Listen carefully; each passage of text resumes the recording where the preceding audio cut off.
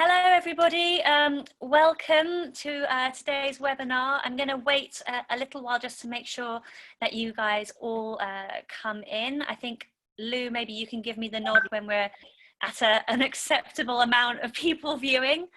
We're good to go? We're really excited. Just give it a couple of minutes, going up quite quickly. Just give it a minute. Oh, that's great. Well, thank you everybody. While you all pile in, just wait a few minutes. Thank goodness it's Friday. That's all I have to say about the whole thing. Okay. Let's have a look. It's still going on quite quickly. 1 second. It's great. We're so thrilled that you guys are all joining us today. And we're really thrilled to be running this webinar. I think it's going to be really valuable for everybody. I know I've already learnt loads just by talking with a little pre-chat with Sarah. I've already become incredibly adept at it all, so I'm sure she'll be passing on her. Right, you can do it then. I can go and have coffee. Oh no, I'm no master of the dark arts yet. Okay, yeah, we're just yeah, let's go. We're just over 100 people, so let's begin. Fantastic. Should we crack on? Okay, so first of all, thank you to all of you for joining us today. The Television Taskforce, Freelancers Taskforce, is really excited to present Sara Putt, who's going to be letting us know a little bit about how to negotiate your rate and sort of some top tips and things to do. A little bit about the Television Freelancers Taskforce to start with. Just so you know, we are a group of industry freelancers. We came together during lockdown. We found that we were all campaigning for sort of common goals of fundamental change in our industry.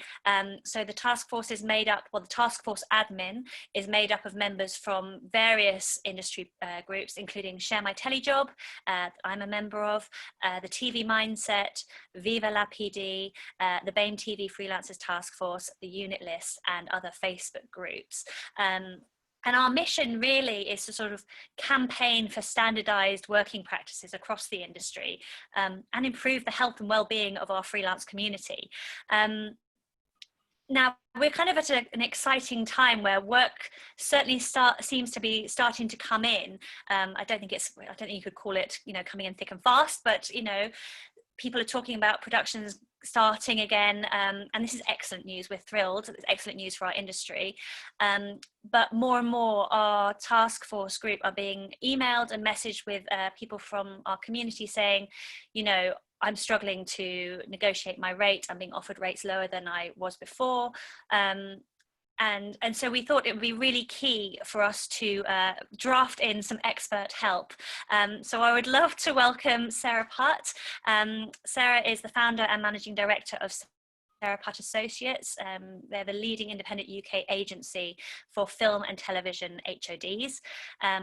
They provide personal management and representation within feature films, TV drama, documentaries, entertainment, and Sara obviously has to negotiate on behalf of her clients on a daily basis.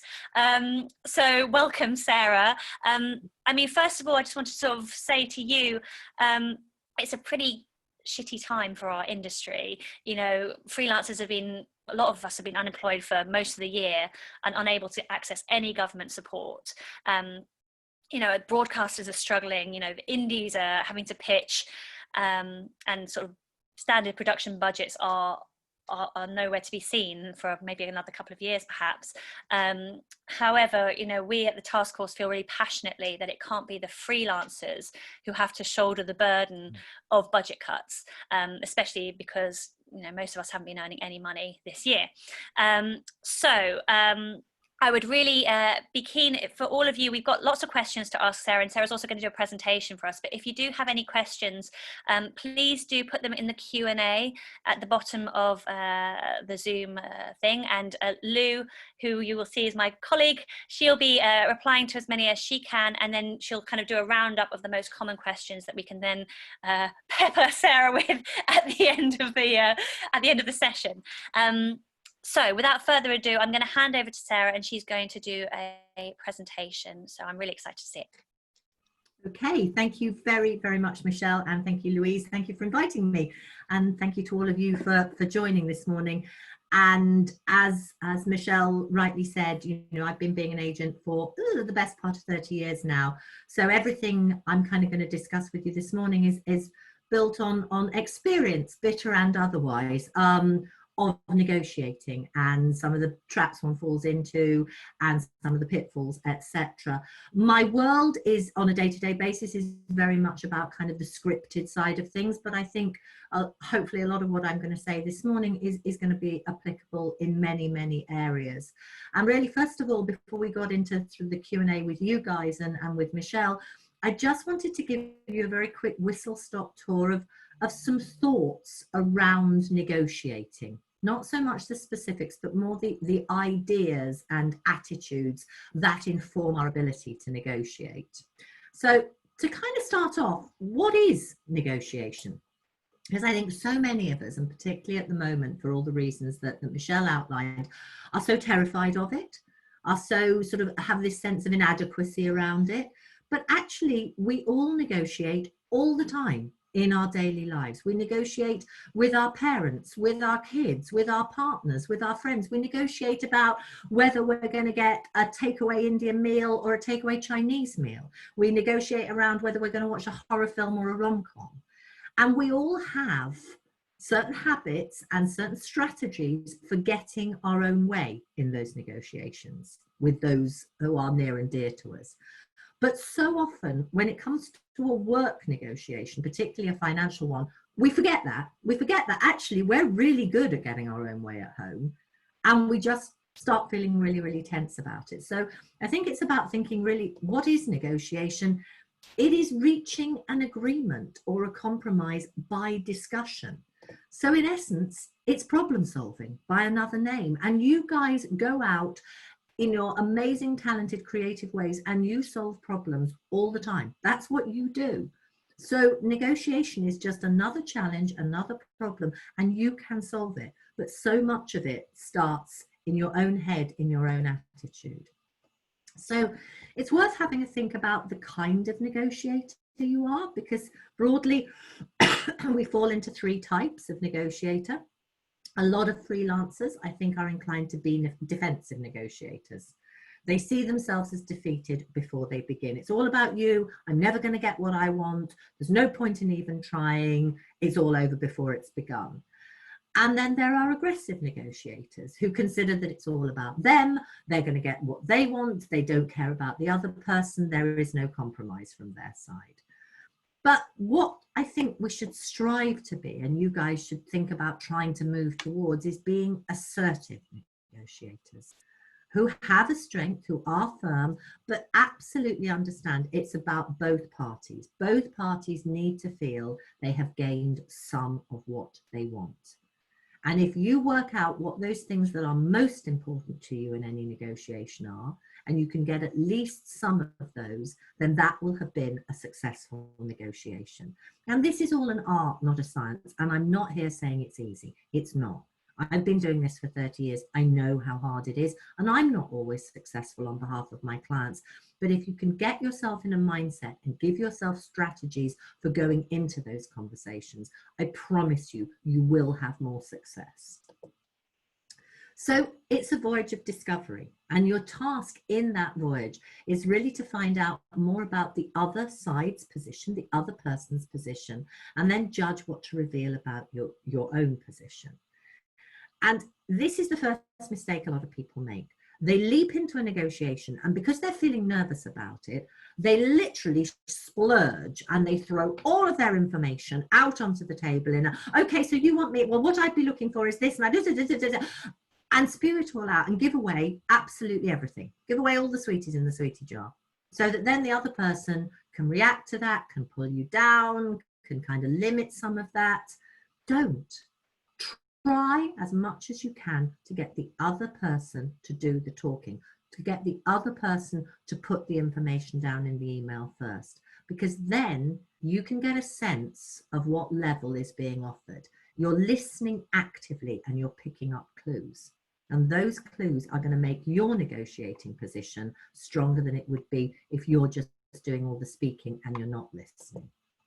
So how do we get to be assertive? You know, it's not going to happen overnight, even though, bear in mind, like I said at the beginning, you probably are much more assertive in domestic and family and friends situations than you are feeling able to at the moment in work situations. So try and assess the benefits against the costs. Know your own limits in any negotiation. Is this a necessity? And yes, you know, I think we all have to be honest and be aware that at the moment, for all of us, you know, as an agent, as individual freelancers, working is a necessity because we haven't worked for a while. But I also do profoundly believe that things will, you know, second spikes notwithstanding, etc., they will get back to normal, and there is not going to be a lack of demand for content. You know, the industry is crazy demanding of content and creation of content. And the only way they get content is if you guys go out and make it for them. So you are the absolute indispensable element, all of you as individuals. You have to see yourselves as indispensable because you are. The process doesn't work without you. But at the moment, if it feels more like a necessity, yeah, that may limit your negotiating position, but it doesn't obliterate it. And when things are busier and you've got several jobs on offer, then jobs are more of an opportunity. And you can maybe, if you wish to, push that negotiation a little further. So first of all, you need to look at that situation, as I've said, and see how it looks from your point of view. How do you feel about the job? What do you want from it? What might feel reasonable in terms of hours and credit and rate, etc. But then equally importantly, and this is again the bit that people forget, is you need to empathize. You need to look at it from the other side's position. How does this negotiation look from their point of view? Have they got 20 of these calls to make? Has the director said that they have to have you on board as the DP or the producer or the designer or whatever it might be? How much wiggle room, how much maneuver have they actually got? So really try and think about it and envisage how it looks from their position. And as I said, empathize. How are those people feeling? A lot of people, and there may be some production people on this call today, they've been out of work too. They're feeling a bit battered and bruised. They don't want to have a fight with you. They just want this to be straightforward. But they've been tasked with a budget. So how are you going to help them to make it work? How are you going to reassure them? And it's very much about putting yourself on the same side of the table in a constructive way. How are we going to make this work? Rather than it's all you and me and it's about winning and losing and it's a battle royal, it's not. It's about problem solving. And if you work together to solve the problem, you will have more success doing it. And the other thing I would very much say on a practical sense is when you're looking at a negotiation, try and look at the total deal, not just the rates, not just the hours, not just the credit as separate items that you're ticking off a list and only discussing one, sorting that and then moving on to the next one. Look at the whole deal. And we'll come on to talk about all the points that it might be worth covering in a deal. But talk about the whole deal so that then you can negotiate on the elements together. And you can say, okay, if you're prepared to do this, then I might be prepared to do that. So, if you're prepared to put that extra bit on my rate, then, I might be prepared to consider, a 10-hour buyout rather than an 8-hour buyout. Or I might be prepared to travel back on a Sunday evening and not charge you overtime, or whatever it might be. There may be ways to make that deal work better on both sides if you're looking at the whole deal at once. And these are some elephant traps that goodness knows I've fallen into over the years, and I think are very easy to slip into and very much worth considering.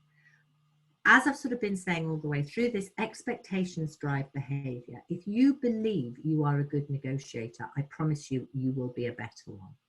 If you believe you're rubbish at it, then you will probably be worse at it. So try to feel positive, try and empower yourself and build up that sense of your own self-worth before going into that conversation. Don't catastrophize. What I hear a lot and get questions on a lot is, if I ask for this, they'll think I'm pushy and they won't want to work with me. They won't. If they're decent and a legitimate and professional setup, They know you are a professional supplying services to the industry. And as long as you're not asking for some bonkers, crazy, huge rate, if you're asking for something reasonable that has an internal logic, and we'll come back to that, then they are not going to think you're greedy or pushy. And if they do, if they're the kind of company, the kind of people who do think you're greedy and pushy for asking for a reasonable rate, then bluntly, do you want to be working for them? And you have to draw those lines in the sand. It's not easy to do, but you have to kind of respect yourself. You don't want to work for people who are that unpleasant that you think that because you're asking for a reasonable rate, you're being greedy. And I promise you, most people won't. So try not to catastrophize. Be flexible in that conversation, and don't start off with where you disagree. Begin with the elements you agree on. So you agree the dates, you agree the role and the specifics of the role. Start on that stuff. Ease yourself into it before you go on to dealing with the things that are going to perhaps be a bit more challenging.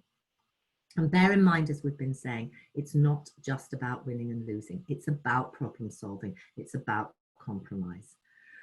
This is a big one. Negotiate as if you're asking for somebody else, because you are. You're asking for your business. Your business is Jane Smith Limited, but it is your business. It's not the same Jane Smith who sits in the pub when we can sit in the pub again on a Friday night with her mates. So try and get that emotional distance and know that you are negotiating for your business. You want to do the best deal possible for the well-being of your business, both on this job and on jobs in the future. Just buy yourself that sense of professional distance and don't take it personally. Try and ask open-ended questions and don't negotiate yourself into a corner. Keep that conversation going initially. Ask people to explain to you, how they've come to that rate. Is that similar with other people's rates? Could they talk to you about, more about the details of the job and what will be expected of you? So just keep it open and keep it flowing.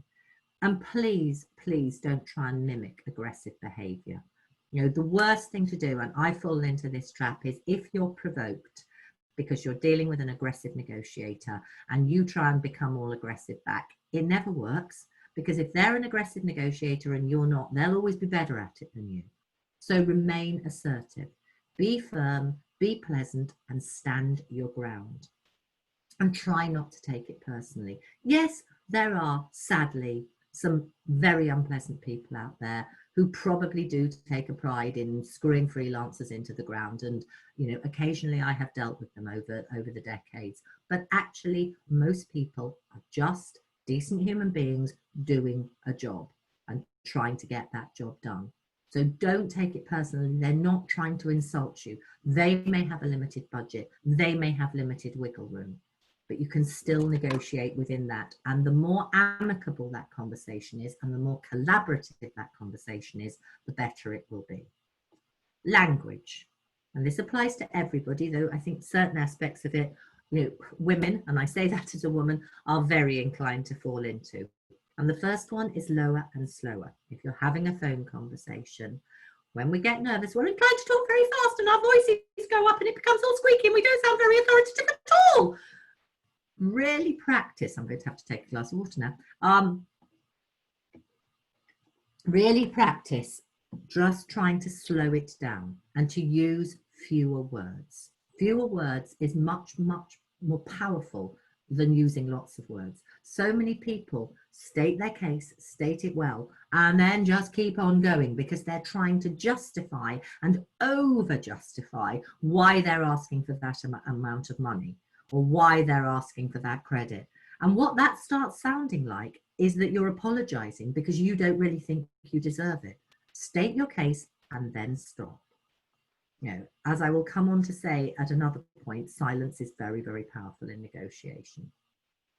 Just is a very disempowering word. I was just hoping, if you're doing things by email, what I would always do is write that email, walk away, make a coffee, come back and then look at it and usually edit it by about a third, because about a third of the language I'm using, about a third of the words I'm using are completely unnecessary.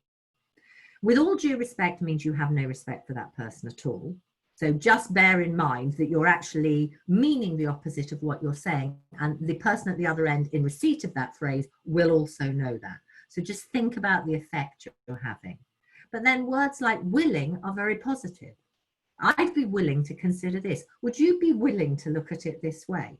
Yes, but means no. Again, it's like with all due respect, it kind of means the opposite of what you're actually saying. And that is obvious. And sometimes what I'm trying to say is that that creates an impression that can be quite negative. If that's what you want, fine. But just know the power of the words you're using. It seems like, I find a very useful phrase, because sometimes when you get into the heat of negotiation, particularly with an aggressive negotiator who sort of machine guns you with information, take it or leave it, you have to unpack it and slow it all down. It seems like what you're saying to me is, am I right in understanding this? So that you slow it down, you get clarification, you give yourself time. And it's perfectly reasonable to ask, what is that based on? If you're offering me a rate or you're offering me certain terms, what is it based on? What are you basing it on? And then you could say, perhaps we could look at it like this. There's another way to skin this cat. How would you respond if? So these are all phrases that you just might want to think about. And there are many others that are stronger or weaker when it comes to language. But language makes such a difference, because negotiation is a relationship process between two individuals. And, you know, that can be a positive thing or it can be a negative. If you try and make it positive, it will probably be more successful. Doing the deal, phone or email.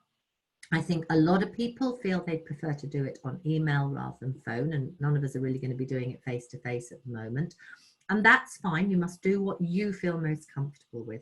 But do bear in mind, people can be and are a hell of a lot more aggressive when it comes to dealing with people by email than they are on the phone. If you feel at all comfortable about picking up the phone, you'll end up having a conversation about homeschooling, about baking bread, about life generally. And that builds that human relationship that when you then go into the negotiation can make it a little bit easier. Take your time. If you get that call and you're going around Sainsbury's, don't feel you've got to respond at that moment. Get somewhere, get back to your car, get to wherever your notebook or your phone with details is. I literally, at the back of my day book that I carry everywhere with me, have all the points, which is the last slide in a minute, that I would want to include in any negotiation and then in any deal memo. I have them all written down, because even after all these years, I might forget one of them. Choose that moment that you will go back into having that conversation. Don't be steamrolled. Do those that name their price first lose? Again, defensive negotiators are inclined to go, and I want £500 a week, and I want £1,500 a week. You don't know what the other person was going to offer. I would always try and get the other person to name their price first.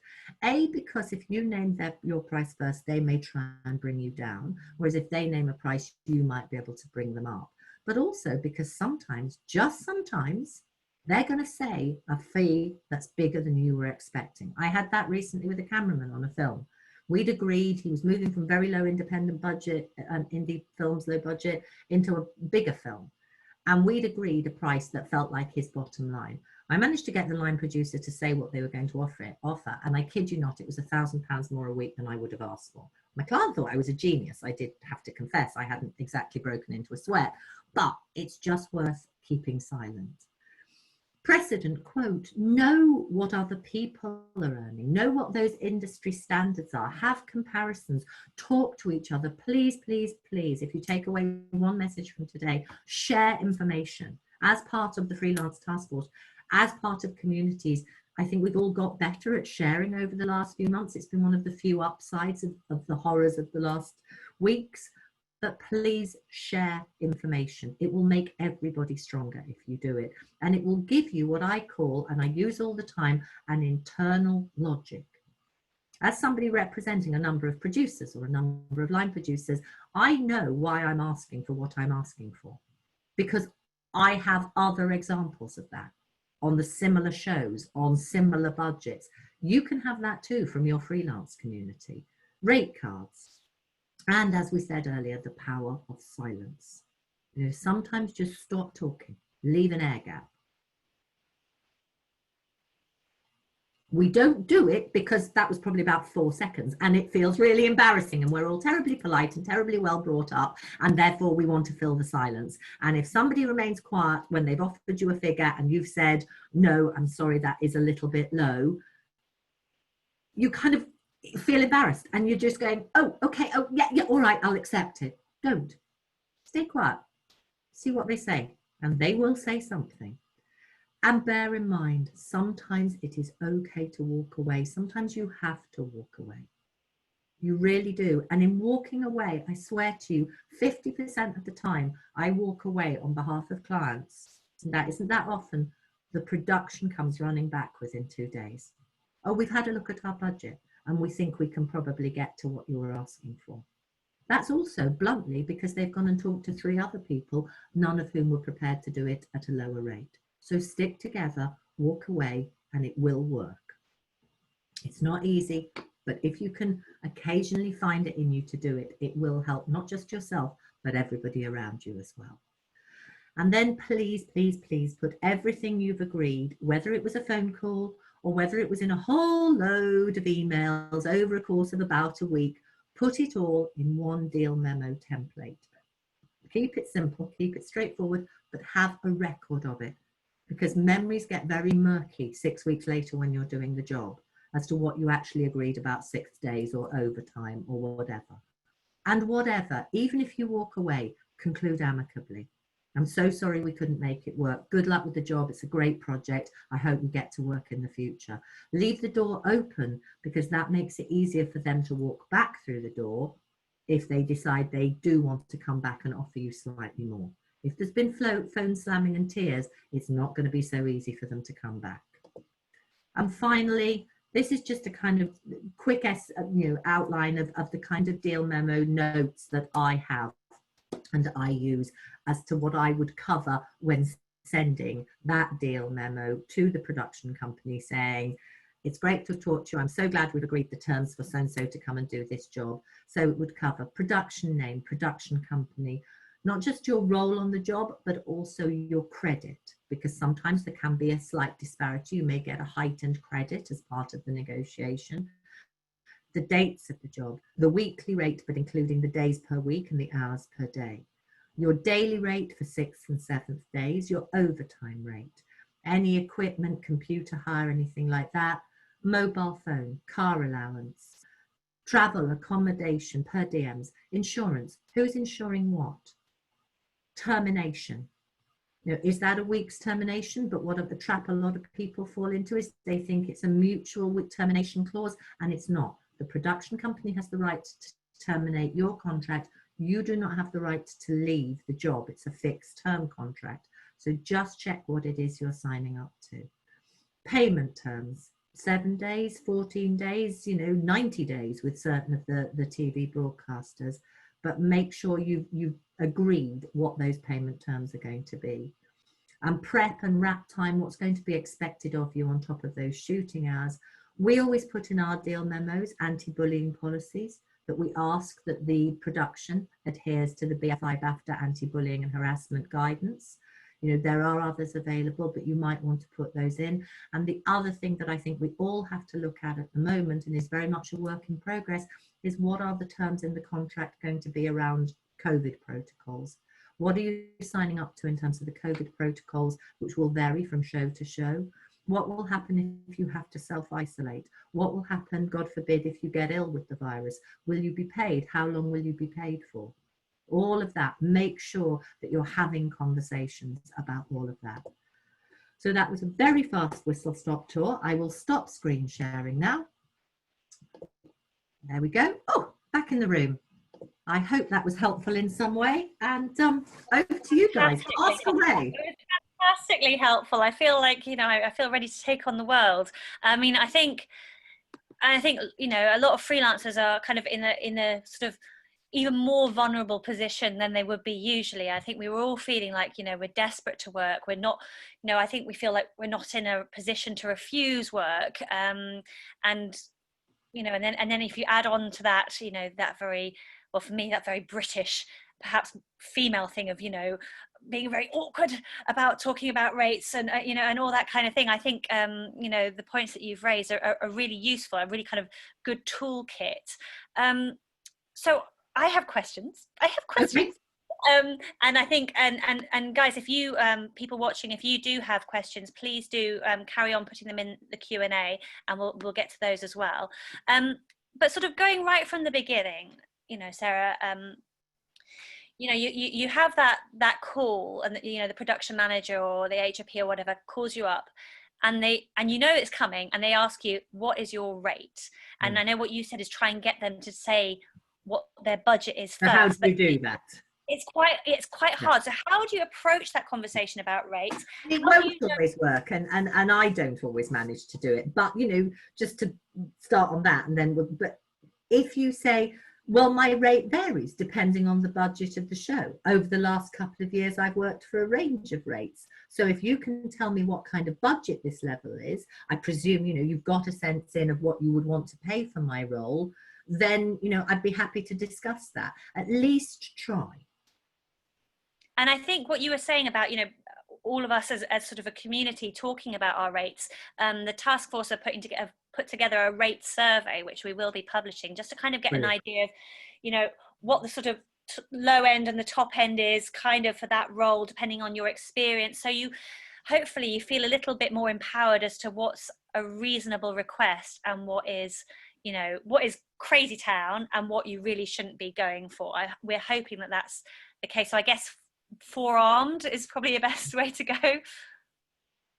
I mean, yeah, absolutely. And sort of, and one of the people asked this actually, what do you do when you go and you say, okay, so this is my rate, and they say, oh no, we can't possibly afford you. We were thinking more along this line, and it is significantly lower. We've had a number of people contact us saying, I'm being offered, you know, £200 a week less than my usual rate, which is not astronomically high anyway.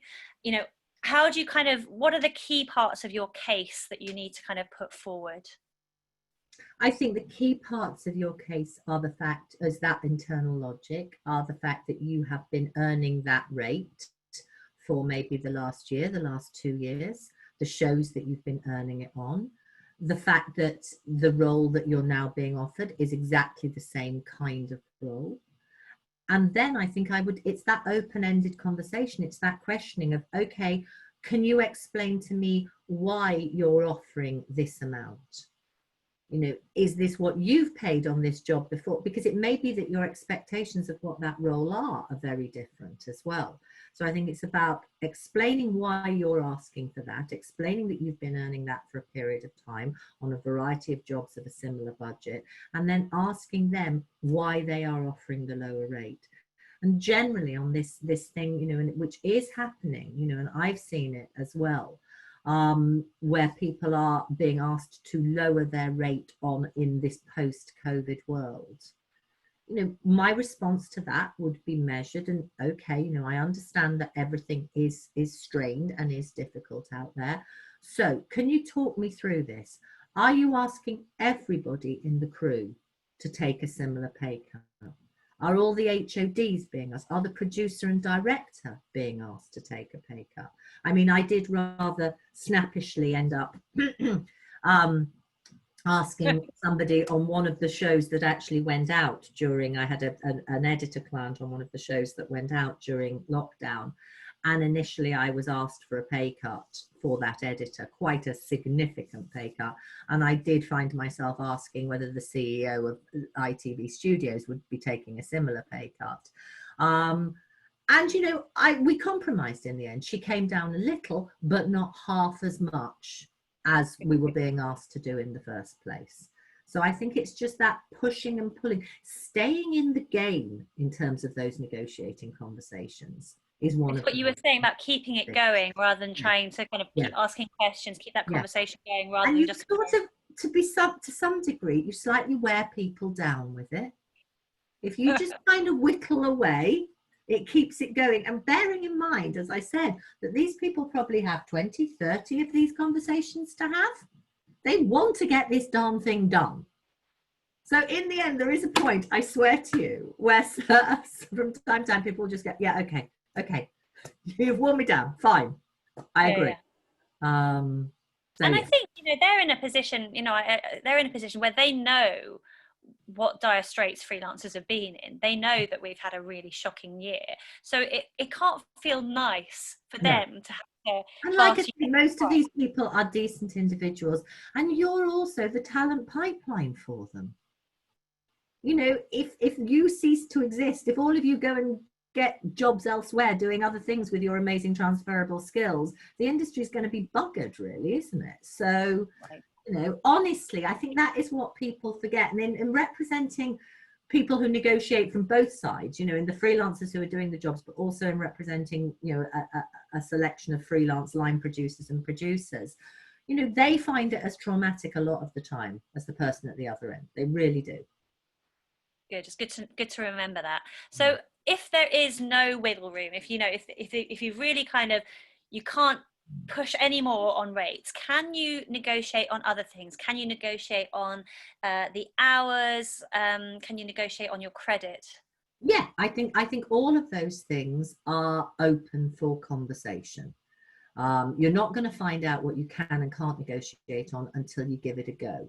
So again, in that spirit of collaboration, of okay, and you what you mustn't do, and that's what I was saying about treating the deal as a whole, is don't agree to the rate until you've brought those other things in. But if you feel that it's at that point, where they've said, I'm sorry, we cannot go any further. It's like, okay, well, let's park the rate. If I were to accept that, could we look at me maybe doing a 4-day week in the office?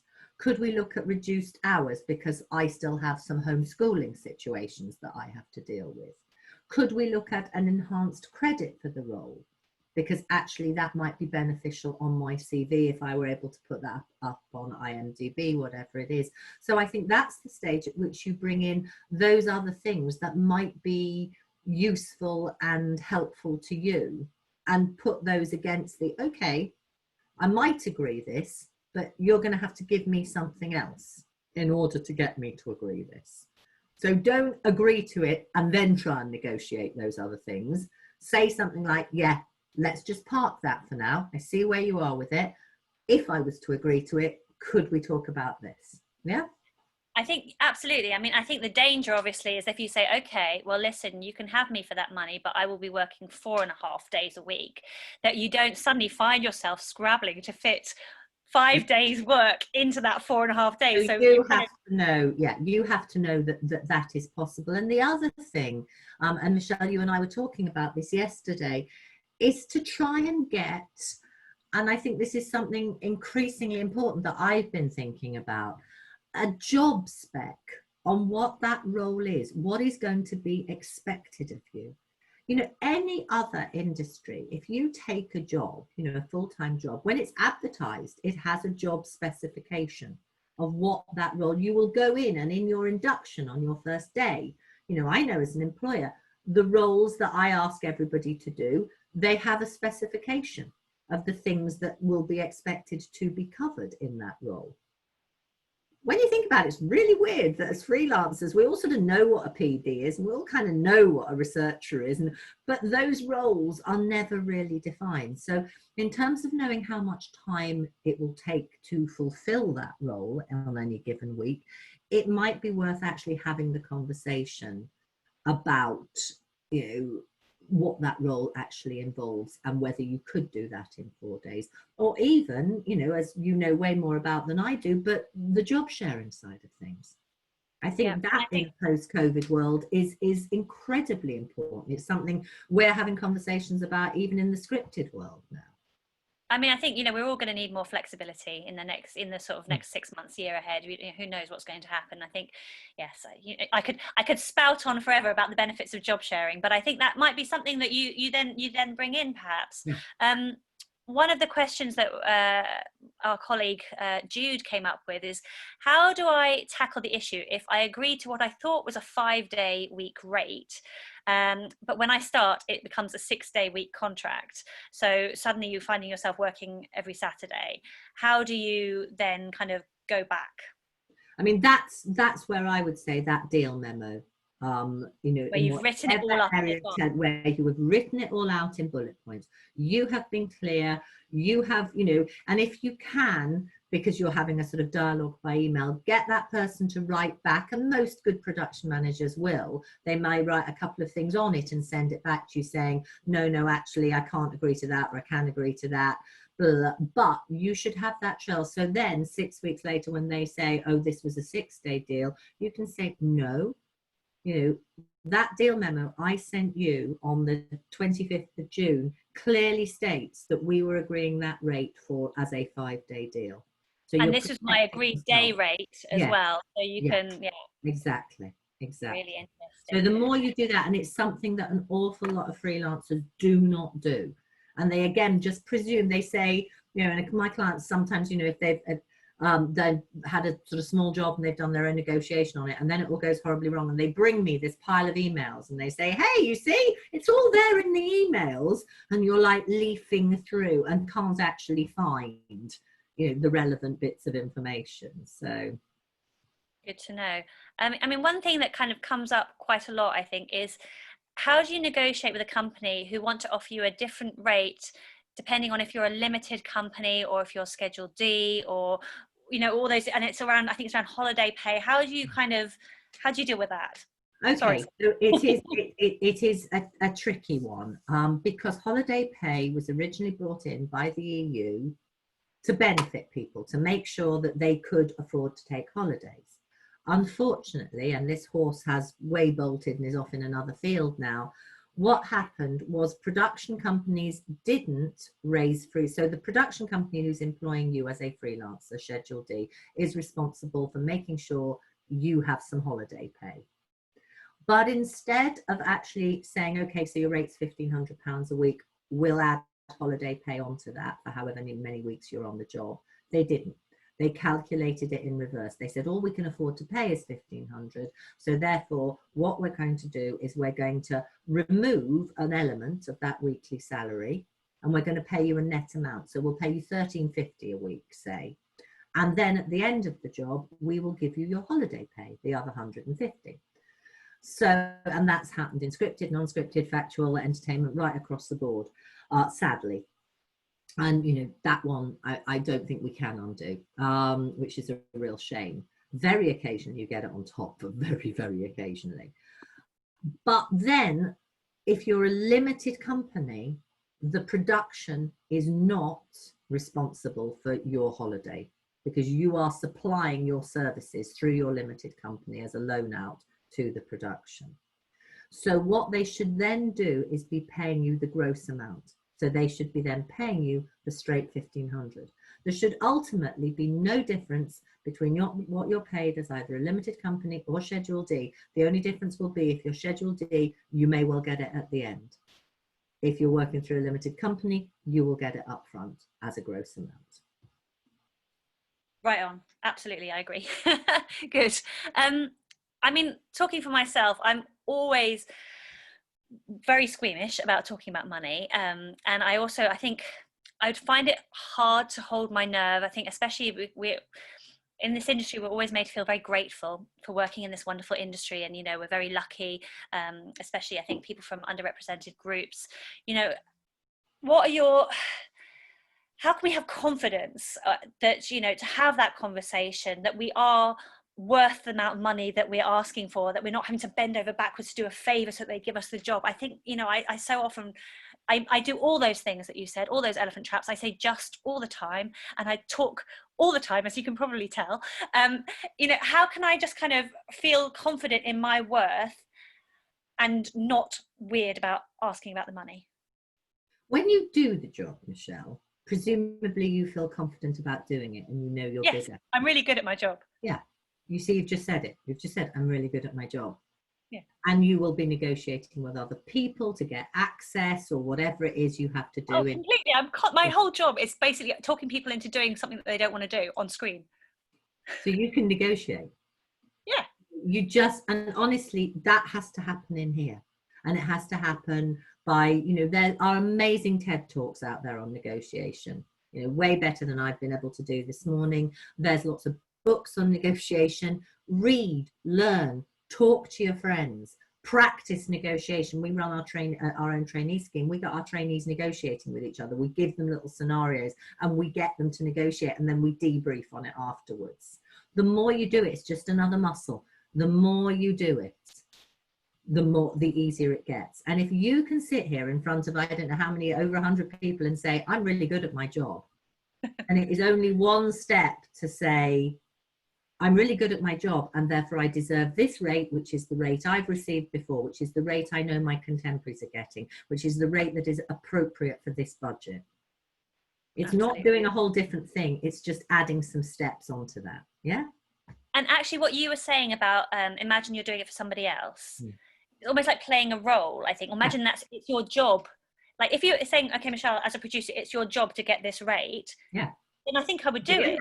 Yeah. Of course you would, because okay. Before every negotiation you do, Michelle, phone me up and I'll say that to you. No, that's absolutely right. And I think it is a mindset, isn't it? And I think we need to, as a community, we need to stop. I mean, we can be grateful for working in our industry. It's a brilliant industry to work for, but I think we need to stop feeling,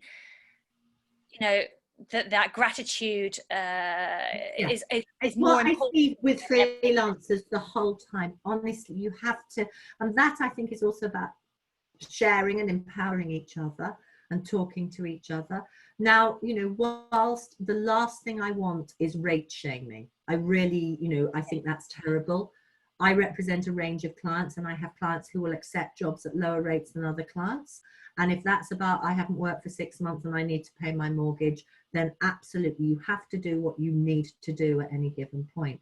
But the more that people share, via, like we were talking about, the sound guys on WhatsApp groups, the more that people discuss, the less likely it is that that production will find somebody who will work for less than you. And as I said, if they can't, they'll be back to you, because you're the person the director wants or the series producer wants. So if they can't get anybody cheaper, they will come back in 24 hours or 2 days with that line of, oh, well, we've had a look at the budget and we think we can probably make it work. I think that's something, and that's something that's kind of been coming up in chats. We've had people say, I negotiated really hard, but in the end I had to accept a lower rate, and I did it because I haven't worked for 8 months. And I think that is something we have to be empathetic. We're all in this pickle. And I think, while we can, support each other and encourage each other to, we have a campaign, which is hold your nerve, hold your rate. And I think, we can encourage people to do that, but I think it can't become something that people get shamed for doing. So I think actually the model, the WhatsApp that we were talking about, Sarah, was the idea of, people are allowed to take a lower rate, but if you refuse a job because they're not paying you enough, you should let your gang know, saying, I just turned down this job. So that other people are not then undercutting. And if everybody sticks to that level, then they won't be able to get anybody else to do it. I think the other thing, if you do end up having to take a lower rate, is to say in that deal memo that it is non-quotable and it's non-precedential, that you are doing this as a one-off. It's a COVID rate. It is a COVID rate. I mean, I'd be wary of referring to it as even a COVID rate, because COVID may be with us for a couple of years. So what you don't want is somebody coming back to you, in 6 months' time and going, but we saw that your COVID rate is. Yeah, you're right. Don't put yourself in that. Literally one-off rate. I will do this job at this point because your budget's stretched, and I just want my first job out of the starter's gates again. But this is a one-off rate. My usual rate would be, and you might even want to put that in writing, so that next time you can say, I did explain to you that my usual rate is this. It's about being methodical and organized in that sense. And, we sort of talk a lot about, when we've been doing this hold your nerve, hold your rate, we've been talking about, what would be the sort of results of us all taking a cut in our rates. I think that's, it's something we worry about as freelancers, that, we are going to be the people who are going to be bearing the brunt of these lower budgets. I think broadcasters, especially the ones with, with advertising revenue, their production budgets are lower, the ITVs or the Channel 4s or the Channel 5s of this world. If we all lower our rates, what's going to be the result for our industry and for us as freelancers? I think the industry will become poorer in every sense because, you know, bluntly, the shareholders will still be getting their dividends at the top, but freelancers will start leaving the industry. And also all the diversity and inclusivity that we fought for so hard for the last, you know, 5-10 years, a lot of that will be put in danger because those people who are the most vulnerable and in the most financial need will be the ones who go and do jobs elsewhere where they can get paid more reasonably. So it's, you know, I put it the other way. What's the end result if everybody sticks together? Not to push rates up into some mad world of, you know, irresponsibility. We understand it's difficult out there. You know, I myself, you know, have had to furlough members of the team. I've had to ask all of us, you know, including myself, to take temporary pay cuts. You know, that's in order to preserve jobs. It's difficult out there. So there's a difference between cutting rates and maybe having to do a job on a slightly discounted rates. What we don't want is for it to embed as a culture of things are going down rather than up, because the model's also changing, isn't it? You know, some of those companies like ITV, who I think they were struggling, well, we know that advertising revenue was struggling anyway. COVID has merely accelerated that process. But at the same time, Netflix, Amazon, Apple TV, Hulu, YouTube, they're creating more and more content. They have, you know, good amounts of money sitting in their coffers. So the financial, you know, hardship is not across all broadcasters, all platforms. It's elements of the industry. And maybe, you know, certainly in my world, whereas even 10 years ago, the major employer probably of my clients directly or indirectly was the BBC. Now, hands down, miles ahead of others, Netflix. Yeah. Either directly or indirectly, so many of my clients at any given point are working for Netflix. And they have excellent paying them. Yeah. So, you know, it's the model is shifting and changing. And what COVID has done, it's not going to stop the industry in its tracks. It's just going to accelerate that rate of change for the industry. So there are places where there is, you know, money to be had. And I suppose, you know, when we talk about, you know, it benefits you know, our business is telling stories, and telling stories that are relatable to a range of people. And, you know, if we start losing those diverse voices because they can't afford to be a grown up in this industry, then it's just going to make our product poorer, really. We've had a number of people asking about how to negotiate a raise, like either if you're going back to a series, a repeating series, and you're going back, how do you discuss a raise in your rate? Okay, I mean, if you can, I would always start off, if I were going on to putting somebody on a first series, discussing that to be agreed in good faith, there would be a potential raise for any second or third series. Sometimes with senior roles, even a second series commissioning bonus, you know, certainly with producers, for example. So if you can, if you're going in at the ground floor, I'd put that into the first series negotiation. So you've then got that there and you can refer back to it. Otherwise, I think it is just something that doesn't feel easy to do. There are lots of pushback arguments. Quite often you will get, well, actually, although the show was incredibly successful and we've been commissioned for a second series, in real times our budget has actually been cut. Yeah. And to be fair, I know that to be true. That is the case. But there's also just something rotten in the state of Denmark. You know, we need to get to a stage where the broadcasters understand that costs go up. You know, that so much of these conversations are happening at a level way beyond all of us, that, you know, in creating standard terms for freelancers, which, you know, in what you guys are doing, which is so important, if that can then have a knock-on effect to how broadcasters view, you know, the people who create that content for them, then that does change things. But anyway, I think you just have to raise it right at the beginning of the negotiation. You know, that yes, you know, you love doing the last series. That was 15 months ago now. your rate has now gone up to. Or what we sometimes do with clients is we let people know, their regular employers, that as of January 2020, we will be putting their rates up slightly. We haven't put their rates up in a couple of years. We'll be putting their rates up slightly to this. It's a kind of bit of a marketing high, just letting you know so-and-so's available, their rates will be this from now on. People just kind of don't really note it. They just go, oh, that's lovely. And then it's there, it's in their inbox. And then we all need agents. We all need you, Sarah. When you come to have the conversation, then you can refer to that as well. We've got a question here from Andrew, which is something definitely that I've experienced. He says, really, really important for Sarah to address that 90% of negotiations start with the production company asking often at the end of an interview, oh, and what's your rate? And then they kind of scribble it down on your CV. Yeah. And you're kind of put on the spot because it's at the end of the interview, you've just sort of done your big pitch and you kind of really want it. And then you kind of get, well, I used to get really rabbit in the headlights and just kind of, don't know. So how do we deal with that?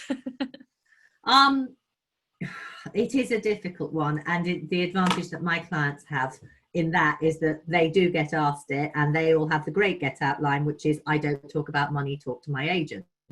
I think you could try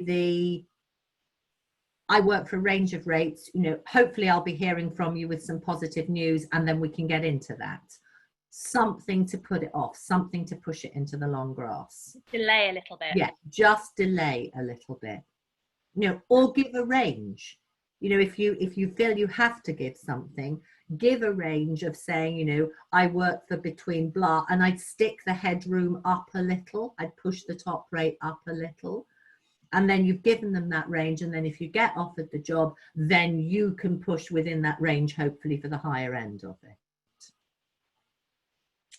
Good. Again, I think in terms of terms and conditions for freelancers, that is an inappropriate question that should not be, asked of people. I just, because even with a range of rates, the danger is then down the line that somebody will come back to you and try and push for the lower end of it, which is why I'm saying, if you're going to name a range, push that whole range up a bit and give yourself some headroom. But I don't think it's an appropriate question, and I think it shouldn't be asked. I totally agree. We've heard a lot from sort of people who go to work for companies in the regions, or people who move from London to Manchester or Bristol, that you have that, these are Manchester rates, or these are Bristol rates, which tend to be significantly lower than London rates. And I don't know if that's justified because of the cost of living is maybe cheaper in those cities, although I can't imagine it being significantly so. What do you think? Is there any justification in saying that regional rates are lower than London rates for the same job? I don't see the justification for that. I really can't see that the standard of living in central Manchester is that much different. Okay, yeah, a pint or a glass of wine is probably a bit cheaper, but when do we have time to drink? Again, it's rather like holiday pay. It used to be the other way. It was that there was a rate for a job, but you'd get London waiting, so you'd get a little bit added on. So I think if somebody it doesn't happen in my world so much, but it was interesting talking to you and finding out it did. I'd be asking why. I'd be asking, what stats they're using to show that the standard of living, is so much cheaper in Manchester, to justify, and maybe even ask them, so if this were a London job, what would you be paying? And just to try and delve into why it is, and particularly as you were saying when we were speaking earlier, Michelle, a lot of prep is now going to be done remotely and from our own homes anyway. So this geographical distance, I don't think that it really doesn't apply. I think regional budgets have historically been smaller, and that's probably where it comes from. But I think that is also changing. There is so much work coming out to the regions now that I think that balance is readjusting. So I'm not saying you're always going to be able to get the same rate wherever you are, but I would be really trying to delve into why and how they're justifying it and what the logic behind it is. Really interesting. I mean, some of these questions that are coming through, it just kind of shows really kind of what a Wild West situation we're in here. There have been occasions when some talent managers who have negotiated or tried to negotiate rates, and then when you stick to your rate, they then go back to the exec and SP, and without your knowledge say, oh, they turned it down, without any knowledge from the person who's going to get hired. So I think that looks like, so they've been negotiating with a talent manager for their rate, they've stuck to what they want to earn, and then the talent managers just told the SP or the exec, oh, they didn't want the job, or they've turned it down without you. I mean, that's really hard. I mean, that does happen. I've seen that happen. Interestingly, because it's a small industry, it comes out in the end. So it's also a really bloody stupid tactic. And like I said when I was doing the presentation, you kind of, as we all go along, we need to make judgments about whether those are the kind of people who we want to work for, the kind of companies, and they need to be outed. In the rare cases where that's happening, that needs to be outed, because you know what we're really seeing here, way above and beyond individual negotiations, is systemic issues of, in the end, kind of negotiating bullying happening, where aggressive bullying is aggressive negotiation has kind of turned into bullying, because there's been no structure within that which that can be stopped. So, you know, to create pay scales, to create rate cards, to have conversations, for things to be accepted as industry norms, for us actually all to be able to get to a stage in an interview where we did say at the end of it, when somebody said, oh, and what's your rate? Say, you know, I'm not really prepared to have that conversation in the middle of an interview. It's this systemic stuff that we need to be solving, because that then will, and have, that comes from a lack of training, I think, from the people who are interviewing on like what good best HR practice is, how to run an interview properly. I know I was interviewing people as an AP, and I never interviewed anybody before. Nobody told me how to do it. I probably made 100 mistakes, and that's very interesting. And actually that kind of links in here to a question that said, what would you advise when the production manager or line manager says, well, you know, our rates are different to the indies, even though it's a primetime entertainment show with clearly a big budget.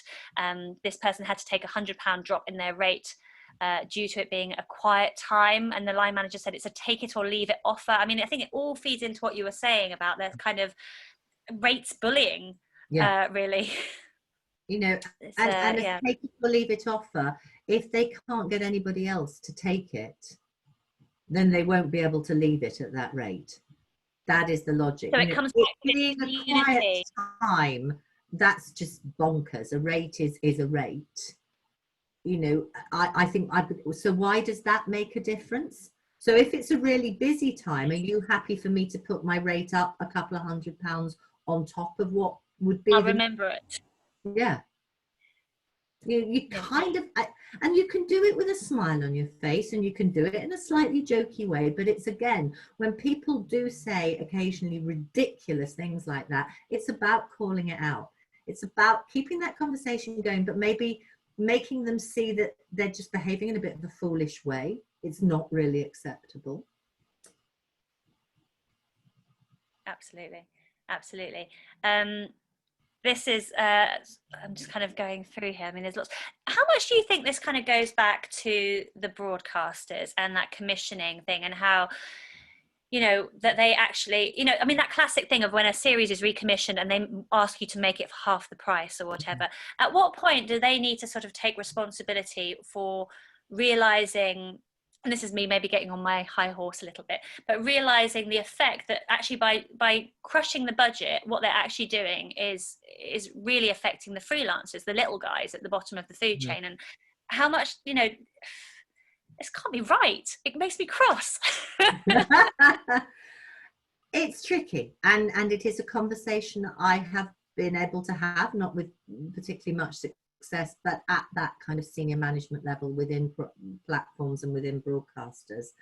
You know, the argument is our budgets are limited. We have to get the most value for money on the screen, and therefore we have to cut our budgets, you know, according to our cloth, and make them as tight and streamlined as possible. And we believe that come a second series, there should be able to be cost savings compared to a first series. I think the response to that is that there is a disconnect between what is happening at a very senior level and the individuals who are going to make the show. Now, maybe, just maybe, with the work around, you know, what you guys and other organizations are doing at the moment, because of what's happened with COVID, freelancers are for the first time very full, square and central. People are talking about freelancers. It feels like freelancers have more of a voice and more of a community than perhaps they've had for a while. Because ironically, when times are very busy and successful, it's sort of every man and woman and child for themselves, and I'm all right and I'm not really worried about you.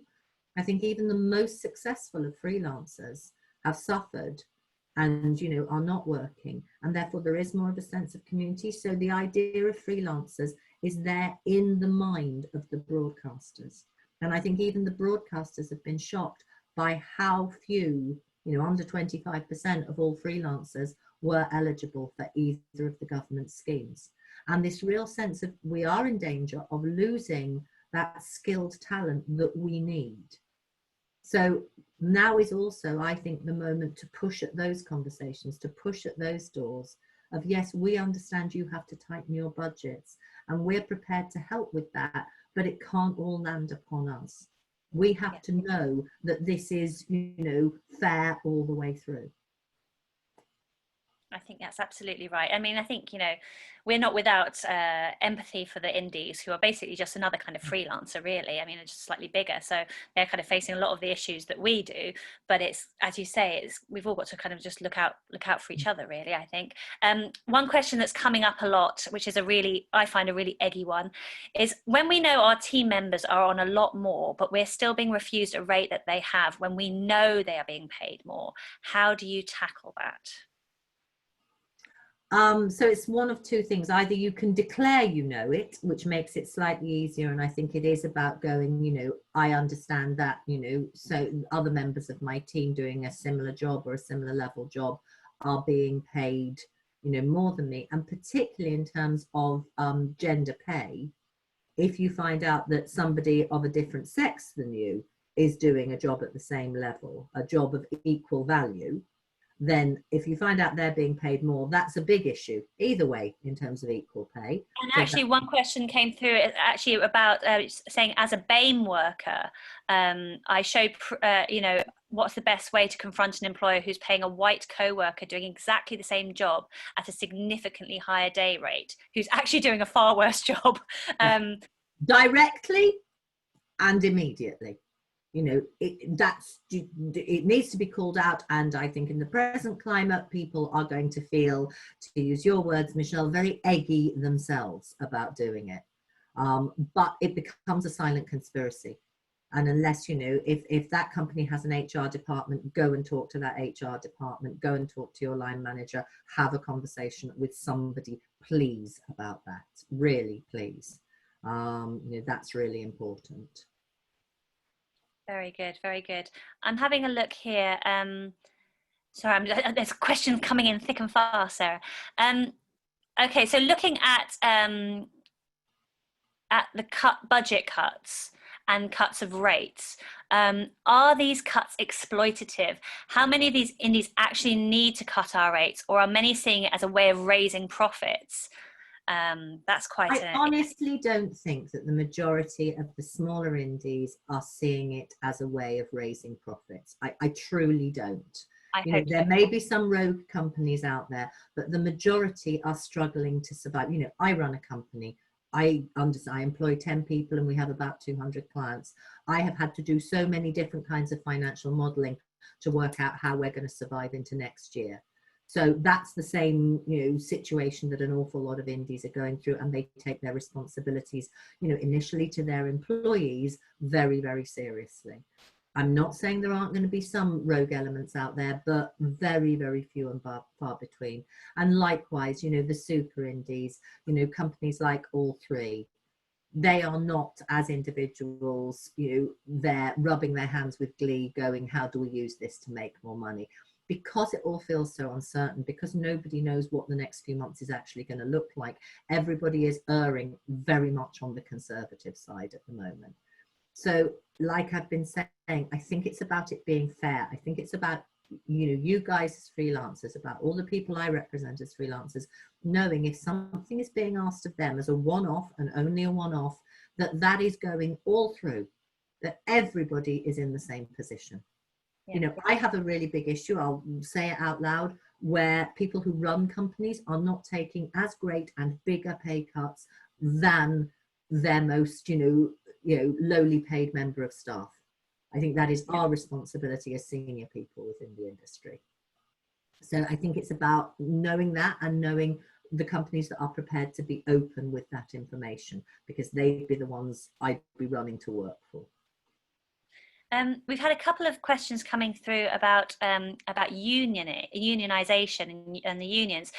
For example, do you think the US has a better system in terms of unionizations of the sections within the industry that allows the talent to negotiate more easily?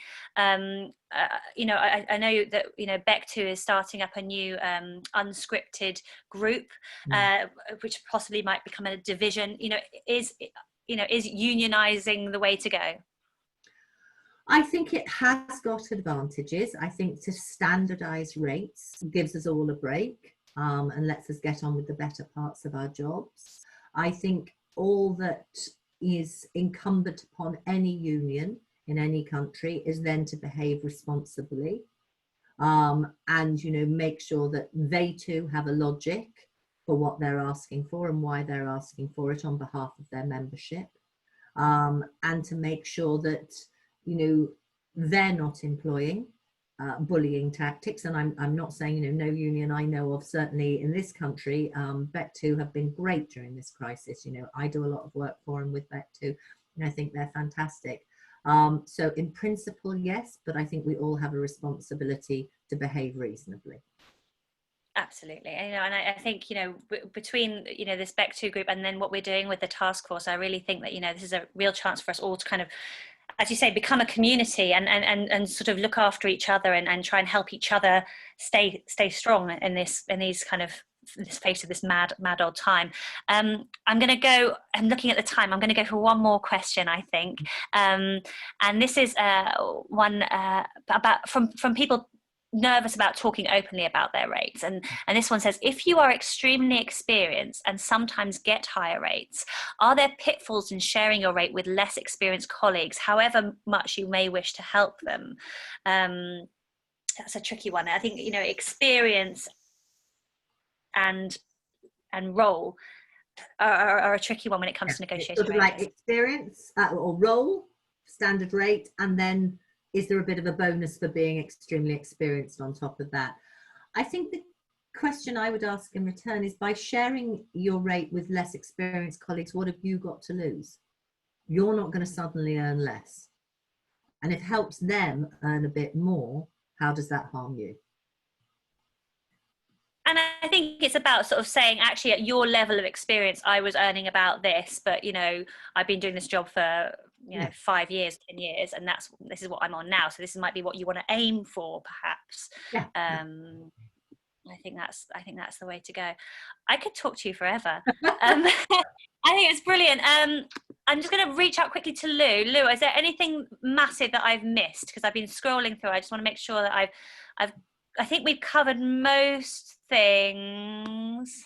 The only other thing that's coming through, people who are working in staff jobs, and how to negotiate when you've been in a job for a long-term position. So yeah, how do you do that without kind of ruining the relationship? I suppose that we're touching on freelancers a lot, but I suppose people who've been in longer contracts. I mean, I think, and it's difficult with some small indies, but I would be asking just to be able to have an annual appraisal.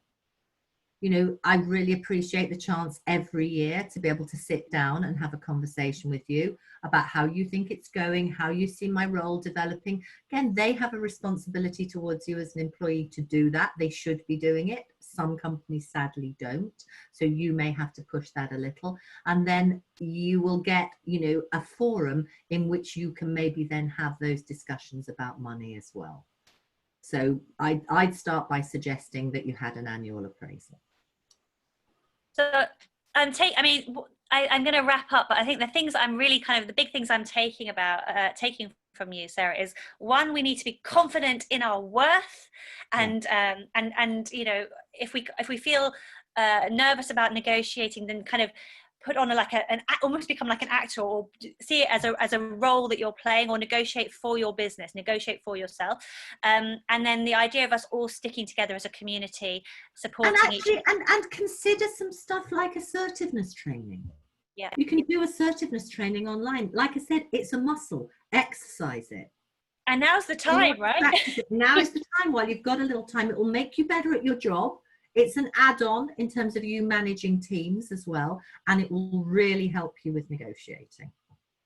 Well, I mean, all I can say is thank you. I'm looking at the notes coming through, which is all, you know, saying how useful this has been, and you know, so thank you very, very much, Sara Putt, and thanks to everybody who's tuned in. It's been really great to see that, you know, people have embraced this, and I wish you all the best of luck. Thank the you, next and thank you, Louise, and thank you everybody for attending, and I hope some of it's been useful. It's been really lovely to spend some time with you. All right. Okay. I think we'll leave it there. Have a great day. Happy weekend, everyone. Bye.